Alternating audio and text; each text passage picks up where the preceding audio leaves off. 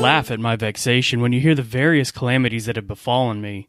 In the first place, when I came to review my funds, I had the mortification to discover that I had lost 15 silver dollars out of my waistcoat pocket. They had worn through the various mendings the pocket had sustained, and sought their liberty in the sands of Carolina. I determined not to vex myself with what could not be remedied, and ordered Peter to take out my clothes, that I might dress for court, when to my astonishment and grief, after fumbling several minutes in the portmanteau, staring at vacancy, and sweating most profusely, he turned to me with the doleful tidings that I had no pair of breeches.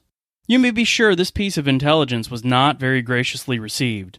However, after a little scolding, I determined to make the best of my situation, and immediately set out to get a pair made. But the greatest of evils I found was followed by still greater. Not a tailor in town could be prevailed on to work for me. They were all so busy that it was impossible to attend to my wants, however pressing they might be, and I have the extreme mortification to pass the whole term without that important article of dress I have mentioned. Supreme Court Chief Justice John Marshall, 2nd of January, 1803. Though you wouldn't know it from the tone of this tale about how the Chief Justice of the Supreme Court ended up in Washington, D.C. without a change of pants. When he sat down to write this letter to his wife Polly, John Marshall was only a month and a half away from delivering one of the most important judicial decisions in American history. Before we get to that historic ruling, however, I'd like to welcome you to the presidencies of the United States. I'm your host, Jerry Landry. Special thanks to Robert Van Ness of the Virginia History Podcast for providing the intro quote for this episode. Whether through his podcast or his social media, Robert's passion for Virginia history is infectious. On his podcast, he has covered a good deal of the early history of Virginia, along with interviewing various scholars and professionals in the field of Virginia history. He's currently working on a series about the first families of Virginia and is providing some great information about prominent figures as well as individuals with which you may not be quite so familiar. I'm waiting in anticipation to hear if there are some episodes with presidential families ahead, including my favorite lesser-known president to study, William Henry Harrison. I hope you'll join me in becoming a regular listener of the Virginia History Podcast. You can find Robert's podcast on the web at vahistorypodcast, all one word.com, or by searching on your favorite podcast app of choice. I'll also share information about it on my social media. Before we turn to Washington, D.C. for the beginning of the Supreme Court session, I think it would be worthwhile to take a moment to turn our attention back west, as for the first time since 1796, or episode 1.33 by our count, a new state was preparing to enter the Union. We last discussed Ohio's bid for statehood in episode 3.8 with the passage of the Enabling Act. That act provided for the election of delegates to a state convention with delegates distributed by population. While we think of modern-day Ohio as having cities and towns spanning from Lake Erie to the Ohio River, Ohio in 1802 was quite different. In terms of U.S. citizens at the time, the Cincinnati area had the largest population, and thus Hamilton County was represented by 10 of the 35 members in the state convention. Marietta in the Muskingum Valley was awarded 4 delegates, while Chillicothe in the Scioto Valley, which is about halfway between Cincinnati to the west and Marietta to the east, was allotted 5 delegates. Further up the Ohio River and west of Pittsburgh, Steubenville and Jefferson County were awarded 5 delegates as well. Now, those of you familiar with Ohio geography would likely have questions about this, as those places already mentioned covers the south and eastern portion of the state. But what about central and northwest Ohio? Well, at the time, about a third of what we now know of as Ohio was still legally the property of Native American nations. While we don't have exact population figures, this area was the home of Shawnees and Wyandots. Despite the fact that the Enabling Act defined the boundaries of the new state to include their lands, no representatives from Native nations were invited to participate in the state convention. Instead, the election of delegates to the convention became a local manifestation of larger national debates, with pro-statehood Democratic Republicans facing off against Federalists, whose primary leaders were based in the Marietta area, who opposed statehood as proposed. As noted by historian William Utter, it wasn't that they necessarily opposed statehood, but they wanted a smaller state to be designated that they could control. During the campaign, as the Marietta Federalists largely hailed from New England, they attacked the Democratic-Republican candidates as wanting, quote, to introduce Negro slavery amongst us. In response to this charge, one of the Democratic-Republican leaders from Chillicothe, Edward Tiffin, issued a public statement declaring that, quote, even were it possible to establish slavery here, which it is not, because it was forever prohibited by the Ordinance of 1787, I would regard its introduction as being the greatest injury we could possibly inflict upon our posterity. Once the results from the election were in, it was clear that the Democratic Republicans would dominate the state convention, which assembled in Chillicothe in November 1802.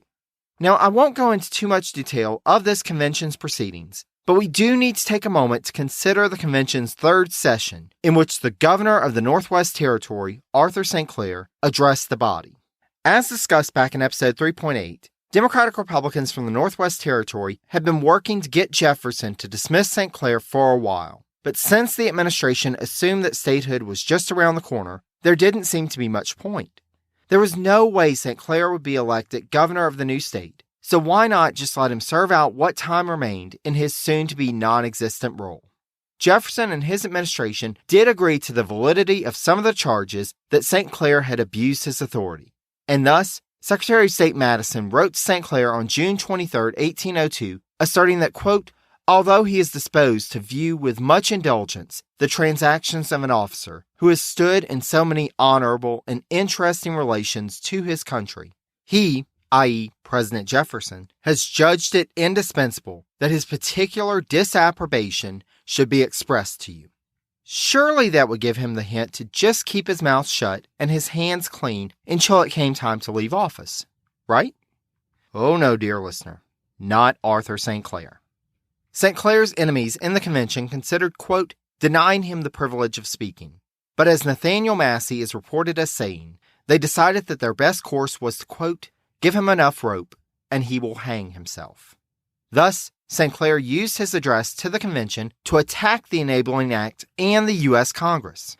Quote, that the people of the territory should form a convention needed no act of Congress. To pretend to authorize it was on their part an interference with the internal affairs of the country, which they had neither the power nor the right to make. St. Clair also attacked provisions that Congress had attached to the Enabling Act, reminding everyone that there had been no such provisions put on Vermont, Kentucky, or Tennessee before they joined the Union. Now, we should note that, according to Section 7 of the Enabling Act, these propositions were put forward to the convention by Congress, quote, for their free acceptance or rejection, and dealt with setting land aside for schools, setting other land aside for state use, and using proceeds from the sale of public land to build public roads. While it is true from all I've seen in my research that no such propositions were sent to the other 3 states listed prior to their joining the Union, and that, by sending the propositions, it does seem like Congress would have preferred them to be enacted, it's pretty clear that, despite St. Clair's hyperbole, the prospect of statehood would not be threatened if all 3 were rejected. Still, St. Clair concluded his speech calling on the convention to signal their defiance of the congressional will.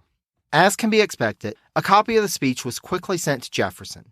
Even Secretary of the Treasury Albert Gallatin, who had previously argued against St. Clair's removal, saw this as a step too far, and on November 22nd, at Jefferson's order, Secretary of State Madison sent a very curt note to St. Clair, which read as follows, quote, Sir, the President observing in an address lately delivered by you to the convention held at Chillicothe, an intemperance and indecorum of language towards the legislature of the United States, and a disorganizing spirit and tendency of very evil example, and grossly violating the rules of conduct enjoined by your public station, determines that your commission of Governor of the Northwestern Territory shall cease on the receipt of this notification. This note was handed to St. Clair shortly after by his successor, Charles Willing Byrd, who had been the territorial secretary. Though Byrd wouldn't serve in the office long, the fact that he was being replaced by a political enemy had to be a stinging conclusion to what had been a lengthy public career for St. Clair. St. Clair had served in the Continental Army during the Revolutionary War, then had served not only as a member of the Confederation Congress, but also for the majority of 1787 as that body's president, before becoming governor of the Northwest Territory in 1789, a post he had held under now 3 U.S. presidents. After all that, St. Clair returned to his home in Westmoreland County, Pennsylvania, not only politically ruined, but also deeply in debt. He ultimately had to sell his estate, the Hermitage, and opened an inn on the Forbes Road outside the Ligonier Valley. St. Clair would live nearly 15 more years after leaving office, passing away in August 1818 after falling from the back of a wagon. While he does leave a very complex legacy, there is no denying that Arthur St. Clair, for all of his political and military shortcomings, did, for better or worse, have a great impact in the development of what we now know of as the American Midwest. A news story gets shared by a friend on social media, or you catch a tweet that really makes your blood boil. But how do you separate fact from fiction? That's the premise behind Disinformation, a 10-part series from Evergreen Podcasts and Emergent Risk International coming this fall. Tune into Disinformation wherever you get your podcasts. And remember, don't believe everything you read. While St. Clair was being dealt with, the convention got on with its work and soon had drafted a new state constitution which established a government with a strong legislature and a weak executive, in part in response to St. Clair's example during his tenure as territorial governor. The initial state judiciary set up by this constitution was described by historian William Utter as being, quote, much criticized at the time and soon proved to be quite inadequate for the needs of a growing commonwealth. While the document would firmly declare that, quote, there shall be neither slavery nor involuntary servitude in this state, a motion to provide for black suffrage was defeated, with Virginia native Edward Tiffin casting the tie-breaking vote. On November 29th, the convention wrapped up its work, the state constitution was sent to Washington, D.C., where it was quickly approved by Congress, and elections were held in January to choose a new governor and state legislature. Despite a low voter turnout, Tiffin was elected as the first governor of Ohio, and on March 1, 1803, the legislature of the 17th State of the Union assembled in Chillicothe to begin its work. With the nation continuing to expand westward, President Jefferson felt that the time was right to pursue an idea that had been on his mind for quite some time. As we've discussed previously and at length in episode 3.7, Jefferson from an early age had been interested in the West. In the 1780s, he proposed that George Rogers Clark lead an expedition to the West and had been aghast at the idea that a British scientific expedition might cross the western portion of North America to the Pacific. As Jefferson wrote at the time, quote, they pretend it is only to promote knowledge. I'm afraid they have plans of colonizing into that quarter. In the 1790s, in his role with the American Philosophical Society, Jefferson had led the effort, quote, in planning an exploratory journey by the French botanist André Michel. As president, though, Jefferson had the clout to be able to achieve the aim that he had thought of for so long, an all-American expedition to the West. The first question, though, was who to choose to go on such an expedition. In 1802, George Rogers Clark turned 50 years old, so it was unlikely that he would be up to the task. However, he did write to Jefferson in December of that year that his 32-year-old younger brother, William Clark, was, quote, well qualified almost for any business. If it should be in your power to confer on him any post of honor and profit in this country in which we live, it will exceedingly gratify me. Just stick a pin in the name of William Clark, will you? For though he came highly recommended by his famous brother, Jefferson at the time had his eyes on someone closer to home for joining the expedition. Jefferson had known Meriwether Lewis's parents back in Virginia, and because of this association, had heard of his experiences in what we now call the Midwest. This had gotten Jefferson's attention enough for him to invite Lewis to become his private secretary at the president's house, as discussed in episodes 3.3 and 3.5. After a couple of years of living and working under the same roof, Jefferson and Lewis had come to find shared interests and a similar westward-looking vision. However, the close proximity meant that, in his consideration of Lewis, the president also had to bring to bear his observations of Lewis's depression. As noted by Lewis biographer Clay Jenkinson, quote, it seemed clear to many of his contemporaries, including Thomas Jefferson, that Lewis suffered from some sort of mental illness. The terms of choice in the Enlightenment were hypochondria and melancholia. Ultimately, Jefferson must have decided that this would not be a deal-breaker as he approached Lewis at the end of 1802 about the idea. Lewis's only condition was that he didn't just want to accompany the expedition. He wanted to be the leader. Given his wilderness and military experience, this was acceptable, and thus, as described by historian Julie Fenster, quote, Jefferson looked across his desk and hired his first explorer, a highly intelligent, if unsophisticated man, anxious to undertake a 2-year-long expedition on soldiers' pay. Beyond just needing to find someone else to take over as his private secretary, Jefferson also had to arrange funding for his expedition and permission for the expedition to cross over foreign-held territories on the way. Thus, in late November, he started the latter process by meeting with Spanish minister to the U.S., Carlos Martinez de Araujo y Tacón. As discussed last episode, Araujo had been working since Jefferson's inauguration to keep on the administration's good side, and given the recent tensions over New Orleans, it was a prime time for the president to hit him up for a favor. As noted by Fenster, quote, though Jefferson presumed that by the time Lewis arrived in Louisiana, the territory would belong to France, his priority lay in showing Spain the strength of American ambitions west. Despite Araujo's desire to keep in the administration's good graces, he couldn't help but, despite Jefferson's claims of altruistic purposes, see in this expedition a desire to plant a flag for future expansion west, much the same as Jefferson had seen in the earlier plans for a British expedition, and Araujo had no problem with sharing his concerns about this with the president. Again from Fenster, quote, that was no setback for Jefferson. It showed that the threat of expedition carried a certain sting. The true challenge would be to secure the approval of the British and the French. As it turns out, neither of those nations kicked up nearly as much fuss as the Spanish minister. The French quickly agreed to supply the necessary passports. Given that the plans were for the U.S. and France to share a lengthy border, and the French government had enough on its plate, which we have previously and will discuss in more detail in future episodes, they were eager to appease Jefferson in this small matter. Likewise, the British government, which had a tentative claim to lands in what is now referred to as the Pacific Northwest, saw this as an opportunity to build on what British chargé d'affaires to the U.S. Edward Thornton called, quote, a very great change in the opinions of all ranks in this government in favor of Great Britain. By the end of December 1802, Jefferson had informed all of the foreign powers that would be involved, but he had yet to notify Congress. To be fair, if there had been strong objections from anyone besides Araujo, the plans for the expedition may have withered on the vine. But now that he could see a path forward, it was time to bring Congress into the fold and secure the funding needed to carry out this endeavor.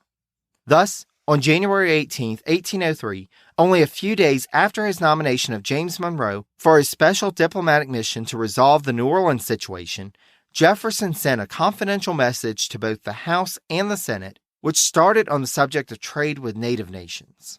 Gradually, though, he began to shift the focus in the message until towards the end of the document he wrote, quote, while other civilized nations have encountered great expense to enlarge the boundaries of knowledge by undertaking voyages of discovery and for other literary purposes in various parts and directions, our nation seems to owe to the same object, as well as to its own interest, to explore this, i.e., the Mississippi River Basin, the only line of easy communication across the continent, and so directly traversing our own part of it.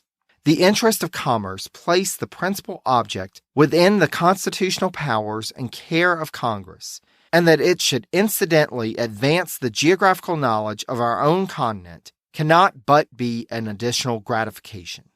The nation claiming the territory, i.e., Spain, regarding this as a literary pursuit, which it is in the habit of permitting within its dominions, would not be disposed to view it with jealousy, even if the expiring state of its interest there did not render it a matter of indifference. Now, as we know, dear listener, Spanish Minister Araujo did not regard the expedition as, quote, a matter of indifference. Quite to the contrary. However, we see here Jefferson, the master diplomat and politician, at work. If, despite the confidential nature of the message, word got back to Araujo of this message, if he claimed that he was misrepresented by Jefferson, this would lead to a rift with the administration. And for what? It was common knowledge in government circles by this point that Louisiana was going back to the French. Sure, as Fenster notes, quote, His Catholic Majesty's government was angry, resentful, and most of all surprised to hear that Louis was going ahead with the expedition, even without a Spanish passport. In a practical sense, though, the Spanish had no skin in this game and had much more to lose if they were on the outs with the Jefferson administration. Resentful the Spanish may be, but Jefferson correctly calculated that Araujo would keep his mouth shut. Congress would approve the requested appropriations, and plans for his expedition would proceed. What Jefferson could not predict, though, was what lay in the future for the judiciary in the United States. As we've discussed in past episodes, Democratic Republicans were wary of the judiciary, especially following the prosecutions under the Sedition Act and what they saw as the packing of the federal judiciary with Federalist judges at the end of Adams's term. When Jefferson first took office, there was little they could do about the situation, but slowly Democratic Republicans on the state and national level started to make inroads towards reform. We discussed the repeal of the Judiciary Act of 1801 in episode 3.8, and how the Judiciary Act of 1802 left the Supreme Court with a recess of 14 months. While this period of inaction forestalled any suspected Federalist trickery in that court, there was still the problem of all the Federalist judges in office. Luckily, there was a constitutional remedy that the Democratic Republicans began to turn to as an answer. Factions within the Democratic Republican leadership in Pennsylvania had been in dispute over whether to increase the number of judges in order to fill the new judgeships with their folks, or to extend the powers of the justices of the peace. They finally reached a compromise plan. Impeach Federalist judges, starting with the presiding judge of the 5th District of Pennsylvania, Alexander Addison. As noted by historian Dumas Malone, quote, though he, Addison himself, delivered political harangues from the bench, he denied to a Republican colleague the right to address a grand jury. In January 1803, both houses of the state legislature voted for conviction, and Addison was removed from office. Having seen it work on a state level, the question became not only when it should be tried on the federal level, but on whom. Jefferson himself provided the first target, but before he could act, Federalists made the first move. Federalist leaders had been planning a strategy for a bit to address federal judges who had been removed when their posts were eliminated by the repeal of the Judiciary Act of 1801. On January 27th, 11 of these deposed judges sent memorials to the House and Senate, quote, requesting Congress to define their status and urging that the issue of their compensation be referred to the court. As one would expect, Federalists in the House used the opportunity to question the entire repeal of the Judiciary Act, while Democratic Republicans argued, quote, that the people, not the courts, were the judges of the constitutionality of acts of Congress. Over in the Senate, Senator James Ross, Federalist from Pennsylvania, asserted that the judicial branch was, quote, the only body to which we could look for protection from laws that were unconstitutional. Democratic Republican senators, meanwhile, attacked the deposed judges for submitting their memorials in the first place, with Senator Wilson Carey Nicholas, Democratic Republican from Virginia, questioning, quote, would not peace and union have been better promoted by keeping the subject out of sight and by not attempting to irritate party animosities? Ultimately, the Senate rejected the memorial by a vote of 15 against to 13 for, while the House rejected it by a wider margin of 61 against to 37 for. After this first salvo, Jefferson figuratively fired the next shot on February 3rd. On that date, he sent a special message to Congress about complaints against U.S. District Court Judge John Pickering of New Hampshire. It seems that Secretary of the Treasury Albert Gallatin had received complaints about Pickering interfering in the work of customs officials investigating and prosecuting potential violations. In one case, as described by Malone, quote, at a trial at which the case of the government was presented by the Republican district attorney and the Federalist merchant was represented by a strongly Federalist lawyer, the judge, in a state of distressing intoxication, ruled for the Federalist owner, and, in denying an appeal, employed offensive language. Gallatin attempted to work through Senator William Plumer, Federalist from New Hampshire, in the fall of 1802 to convince Pickering to resign from his post, but to no avail. Thus, Gallatin submitted the documentation he had collected to Jefferson, and Jefferson, in turn, presented it to the House for its consideration. On February 4th, a committee was established to consider the evidence against Pickering, and within a couple of weeks, the committee reported out their recommendation, quote, that John Pickering, judge of the District Court of the District of New Hampshire, be impeached of high crimes and misdemeanors. As the House began to consider impeachment, the Supreme Court was preparing to rule on cases that had been lingering for quite some time. Though the court had not set for a while, it doesn't mean that the justices had been idle, as they had been carrying out their circuit riding duties. With the growing politicization of matters related to the judiciary, Chief Justice John Marshall had taken the lead on providing an example of nonpartisanship on the bench, an example which all of his colleagues followed, with the exception of Justice Samuel Chase, the high Federalist judge we have mentioned in the past. Returning to Washington, D.C. and opening their session on February 7th, however, there would be both added temptation to break from this conviction to be above the partisan fray, as well as increased scrutiny of their decisions, particularly with the case of Marbury v. Madison before the justices.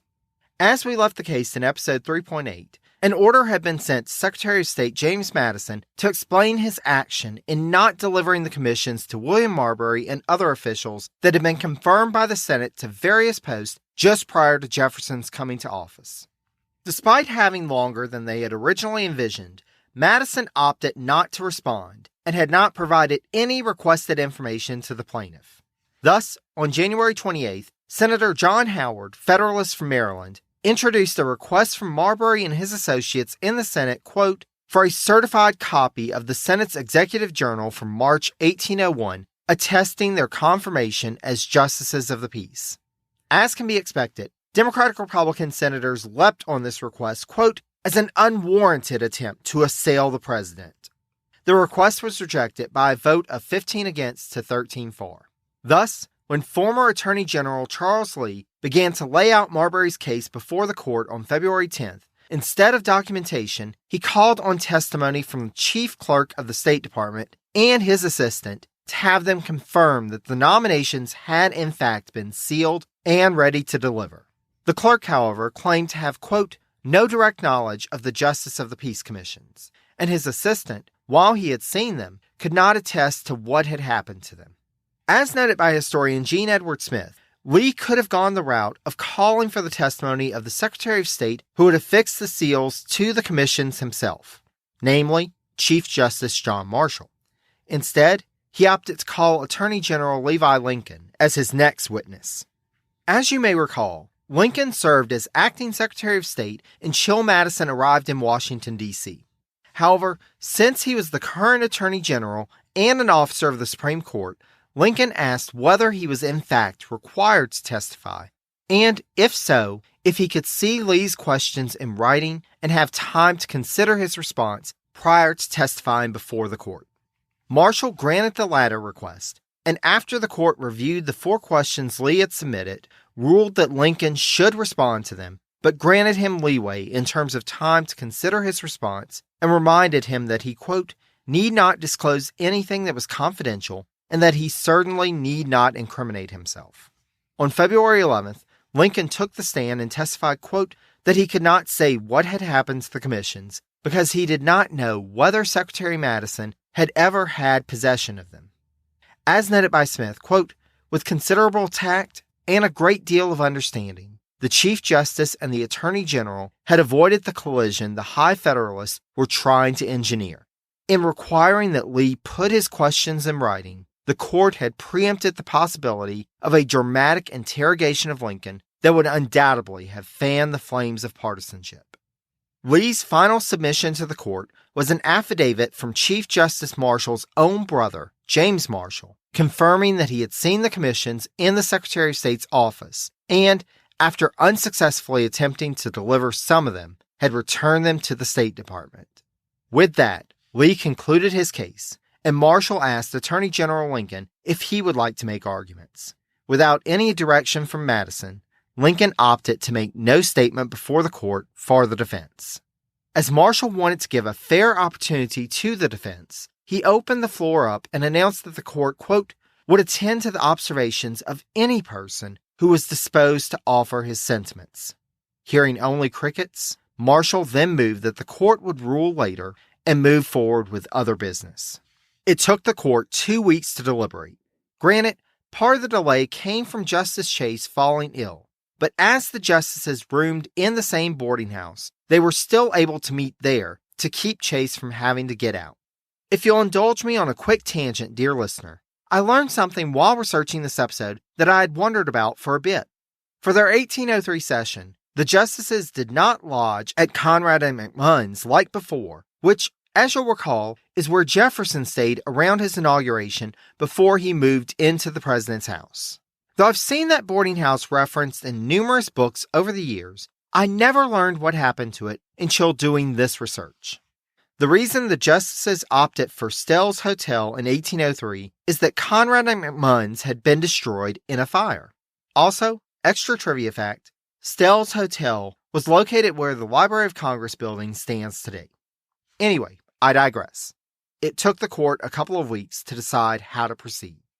As they were deliberating, other events were starting to divert attention away from the debates over the judiciary. Our old friend Alexander Hamilton had picked up his pen and had started criticizing Jefferson's decision to send James Monroe as a special envoy to negotiate on the New Orleans situation, with Hamilton instead advocating that the U.S. go to war and seize New Orleans and the Floridas by force. Hamilton had not been in a good place for quite some time by this point.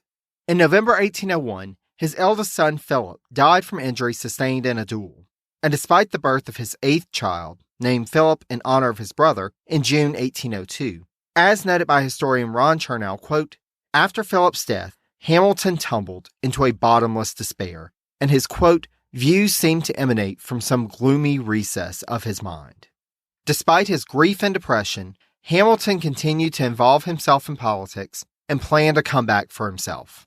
Certainly, his essays in the New York Evening Post in early February 1803 had a quick impact as Senator James Ross introduced resolutions calling on Jefferson, quote, to use military force to take possession of New Orleans and calling 50,000 state militia into national service to assist. Ross's resolutions threatened to inflame a situation that President Jefferson had been working to keep contained until his special envoy could get to Europe to negotiate. As the Senate began to debate the resolutions and how the government should respond to the New Orleans situation, another hit came on February 24th from the living room of Stell's Hotel. Rather than have the still ailing Justice Chase venture to Committee Room 2 in the Capitol, the Supreme Court delivered its unanimous decision in the case of Marbury v. Madison from the boarding house. Chief Justice Marshall read the decision of the court, which started by answering the question of whether William Marbury was entitled to his commission as a justice of the peace. Yes, the court said. His appointment, which had been confirmed by the Senate, was Marbury's legally, and, quote, to withhold his commission, therefore, is an act deemed by the court not warranted by law, but violative of a vested legal right. Now that that was settled, Marshall turned to the question of whether the situation should be resolved through the issuing of a writ of mandamus, which, as we discussed in episode 3.8, is, quote, a judicial command instructing an officer of the government to perform a particular act. At first, as the argument continued, those in attendance anticipated that the court was leaning towards issuing the writ. But then there was a shift, and it looked as if, no, it would not be issued. Ultimately, the court ruled that, despite being directly granted the right to issue a writ of mandamus under the Judiciary Act of 1789, and the writ being a common remedy in similar cases in established common law, Article 3 of the Constitution did not actually grant the Supreme Court the authority to issue a writ of mandamus. Thus, the court was declaring that portion of the Judiciary Act of 1789 as unconstitutional and dismissing the case without issuing a remedy to the unlawful denial of William Marbury his commission. After 4 hours of listening to the Chief Justice deliver this opinion, those in attendance at Stell's Hotel, much as I'm imagining you are as well, dear listener, were left scratching their heads and saying, "Wait, what just happened?" Let's take a moment to break down this decision. The Supreme Court was saying that Madison and the Jefferson administration was unlawful in denying Marbury and the others their commissions after they had been duly confirmed by Congress. However, because the only remedy to resolve the situation was in a law that was unconstitutional, not only could the court not carry out such an unlawful act, but they were also striking down the part of the law that was unconstitutional. If this sounds familiar to those with any familiarity with the court, then it should. The reason this case is so well known is not because of its impact on William Marbury, but rather because it established the principle of judicial review, that the federal judiciary not only had the right and authority, but the responsibility for judging whether legal statutes and judicial decisions from lower courts were constitutional or not. The significance of this ruling has only increased over time, but even at the time it was issued, there were some pretty strong opinions expressed. We'll discuss more of the initial impact next time, but for now, let's quickly finish up William Marbury's story. Marbury never did get his commission, but you shouldn't feel too sorry for him. He ended up as a successful banker and from all accounts led a pretty comfortable life for the rest of his days. So where are we leaving off today? Internal disputes, potential international clashes, challenging legal precedents, and tons of uncertainty.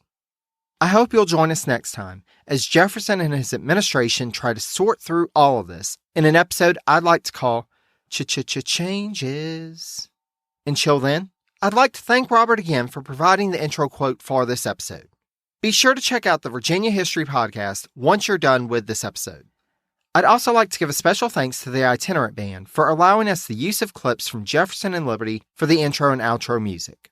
To find out more about the Itinerant Band, as well as to check out the sources used for this episode and all of the past episodes, go to the website at presidencies.blueberry, that's BLUBRRY.com.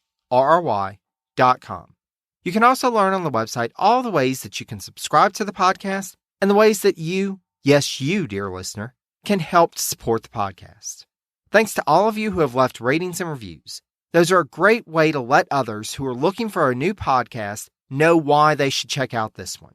To that end, I wanted to share with you this 5-star review left by Ben of the Thugs and Miracles podcast. The review is titled Cuts Through the Myths and goes as follows. Quote, Jerry paints a picture of the U.S. founders that is engaging, provocative, and stripped of the mythology that often clouds our understanding. This podcast is great history and a fun listen. One of the greatest joys in this podcasting journey is making the acquaintance of so many amazing podcasters and history buffs. Earning their respect for the time and effort I put into each episode is a great honor indeed. Thanks so much, Ben, and I hope all of you will check out Thugs and Miracles, where Ben takes listeners through the history of the kings and queens of France from the very beginning. Thanks also to those of you who have shared information about the podcast on social media. If you're not connected with me on there already, I can be found on Facebook at Presidencies, on Twitter at Presidencies89, and on Instagram at Presidencies Podcast, all one word. If you'd like to send me an email with any questions or comments you may have, I can be reached at presidenciespodcast, all one word, at gmail.com. Finally, I can't thank you enough for taking the time to listen. Until next time, take care, dear friends.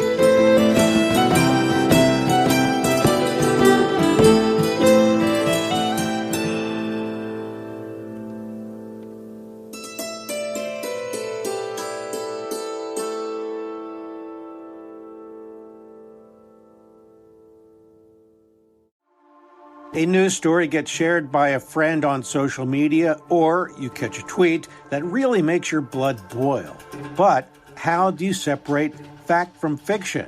That's the premise behind Disinformation, a 10-part series from Evergreen Podcasts and Emergent Risk International coming this fall. Tune into Disinformation wherever you get your podcasts, and remember, don't believe everything you read.